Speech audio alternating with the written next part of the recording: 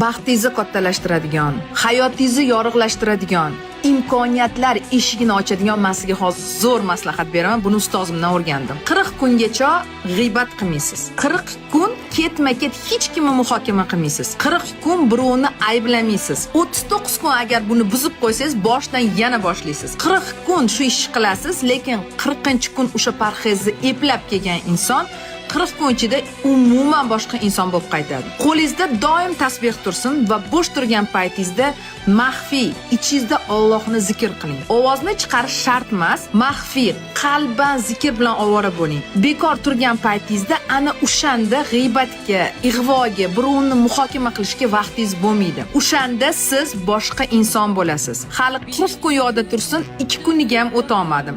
Lekin ajoyib o'zgarishlar sezyapman. Shu bir kunda ham hayotim yorug'lashdi, qalbim xotirjam bo'ldi va eng asosiysi rizq va barakam ko'paydi. Yaqinlarimizga jo'natib qo'yamiz.